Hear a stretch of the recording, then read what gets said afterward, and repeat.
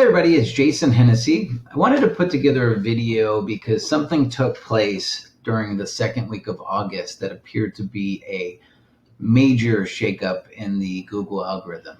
So much so that I was getting text messages everywhere I'd look within all of the search communities that I belong to. It was just like you would have thought that a tornado came ripping through, everybody that has, websites that look at SEO. And so that was something that actually turned out not to be a Google update, but in fact, Gary Ilias and John Mueller of Google, about a day or two later, reported it as a Google glitch. And so that was actually my speculation, although Google never really comes out and will say that they made a mistake. That one was pretty obvious because when you were doing searches for things that you look at on a regular basis, the results were really wacky. And so I wanted to make this video just to talk about how to make your website prone to Google updates. Yes, you heard me correctly. There is a way to do that. And I'm just going to talk about a couple of those here today. So first of all, let's just think about this as though, let's just say you got asked that, your husband or wife said, our grass is turning a little bit brown. I want to make sure that, it's your job to make sure that the grass turns green. So you've been tasked with this, right? So in order to turn your grass from brown to green, right, there's different inputs that you can control to get an output. Right. So the output that you're looking for, or that your significant other is looking at you for, is to turn the grass green. What are the inputs that you can control to get the grass to turn green? Right. So one, you could water the grass. Two, you could mow the grass. Right. You got to mow it regularly. And then three, you can fertilize the grass, right? So if you continue to do that, right? Water, mow, fertilize, water, mow, fertilize. Well, guess what? Assuming that the thing that you can't control, which is the sunlight, assuming that it actually is sunny and you're doing those three things, well, guess what? Over time, your grass will turn green, right? It's a proven formula. Well, I look at that as the same way as I look at SEO. Like a lot of times people try to overcomplicate SEO, and it's very easy to do that, right? You can talk about canonical tags and hreflang tags, and like I can talk a different language to you right now.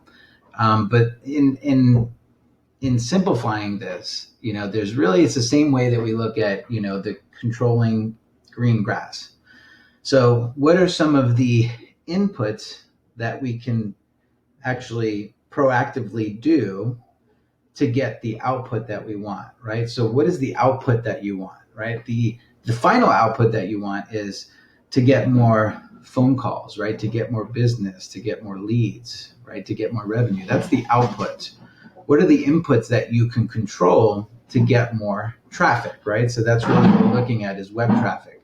What are the outputs that you can control to get that? Well, one, technical integrity of your website, right? So that's probably something that you can do. If you're one of our clients, that's something that we take care of for you. If you're working with an SEO company, that's also something that they're taking care of you. So what do I mean by that, right? So looking at Search Console on a regular basis and fixing any errors that are being reported, crawling the website with different tools to look for issues that are surfacing. Making sure that you have proper H1 tags, H2 tags, that your page speed, right, is quick, right? So that's technical site integrity, right? So that's one thing that you can proactively control. The second thing that you can control is writing and publishing content on a regular basis. So if you write and publish relevant content that is trying to attract the right audience that you're looking for, right, that is guaranteed to get you more traffic if you continue to do that on a regular cadence, right? So writing and publishing content is number two. And then the third thing, this is really all it takes for SEO folks, is increasing the popularity of your website. How do you increase the popularity of your website? Well, doing things like press releases, right? You do a press release, it might get syndicated, you might get backlinks pointing back to your website. Building citations, right? Setting up on Yellow Pages. If you're a lawyer, there's directories, Avvo, hg.org, FindLaw, right? Some of those. Every time they link back to you, that's boosting your popularity. Signing up for the Better Business Bureau, becoming a member of the Chamber of Commerce, making sure that, if you're getting a link from the state bar, if you're an attorney. So those are things that you can do. Videos on Vimeo, on YouTube, right? That basically boost the popularity of your website. So again, technical integrity, the relevancy with content, and then building the popularity, right? If you do those three things, assuming, right, that the unknown, right, which is the unknown, right? In the case of the grass, the sun is the unknown variable that you can't control. Well, the unknown variable that we can't always control, and when I say we, you as a business owner and us as SEOs, is Google and their updates and stuff. There are things that you can't control, but over the past 20 years since I've been doing SEO, I will say confidently that if you do those three inputs, right, Google is going to recognize your website and you are going to get more traffic, which will turn into leads and cases, right? So that's the most simple way to put this. Now, there are things that you could be doing, right, in any of those circumstances with the inputs that would stress a website out, right? And so what I mean by that is, I've seen this time and time again. You have an SEO provider and they're getting pressure from their client to get quicker results.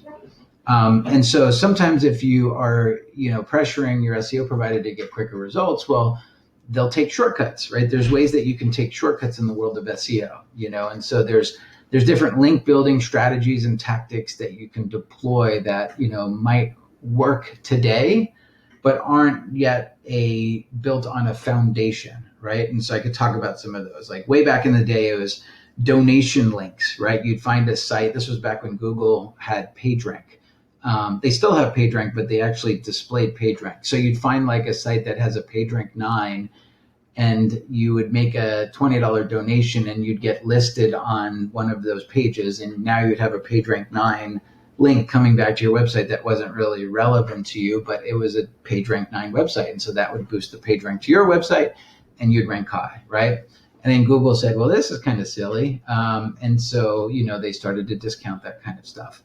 Blog commenting, that's where you'd go out and you would spam blogs to get links.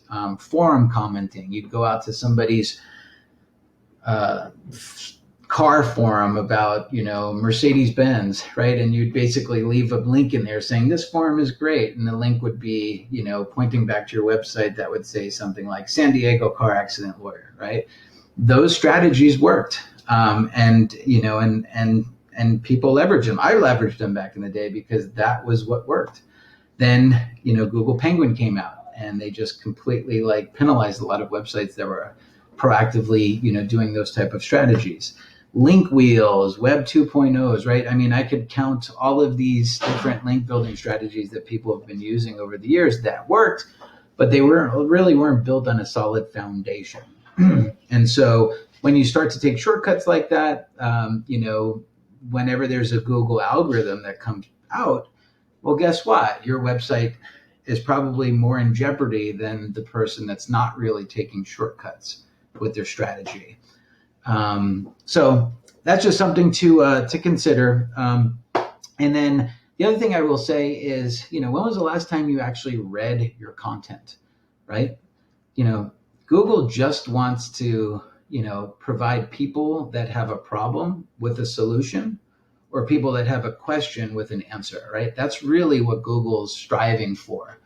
And so, if you read your content, are you addressing a solution of somebody that has that particular problem, right? Does your content address that solution, or do you answer the question that people are posing, right, that you're trying to optimize this for? And if the answer is no, well, I would encourage you to maybe look at revising your own content. Would you hire yourself by reading your own content, right? So that's just another tip. And there's other things that you can do too. Videos are great. In fact, videos will keep somebody on a page just a little bit longer than going back to Google to find a different solution to the answer to the question that they're asking, right? So if you can keep somebody on your page for 3 minutes and compared to 7 seconds, well, those are, signals that Google's looking at. So anyway, there's no fairy dust in this post. This is just a matter of, the foundational steps that you should be taking, for your website, regardless of any update that Google throws at you. I'm just going to share my screen here. Let me see if I could figure this out.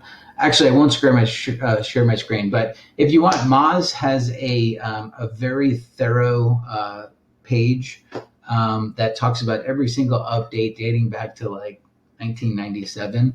So if you look at that, there's tons of updates. Google comes out with these updates every 2 to 3 months, like these updates. They're actually making tweaks to their algorithm probably on a daily basis, but it's only 2 to 3 months that they actually publicly announced that. So you can go back, you can educate yourself on these updates, but at the end of the day, if you follow what I'm talking about in this video, I don't think you really need to be worried about those Google updates. And if you are affected by a Google update, well, guess what? That's okay. That is okay, because you might slip a couple positions, right? And there's different variables that Google's looking at that they might not have been looking at. Like they might have tweaked something up in the algorithm, might tweak something down. Perfectly fine. Well, guess what? There's going to be winners and there's going to be losers, right? And so if you're ranking number 1 for a term and you fell to position 5, right, on the first page of Google, you dropped 4 positions.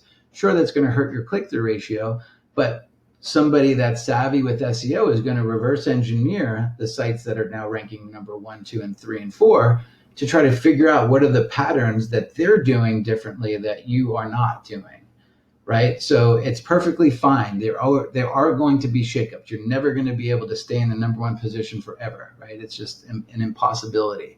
But again, there's winners and there's losers, and assuming that you basically follow those 3 inputs: technical integrity, updating and publishing content on a regular cadence, and increasing the popularity, right, of the website with good links. Well, again, you will never, ever, fall into a consideration where you lose all of your traffic overnight. It's impossible. All right.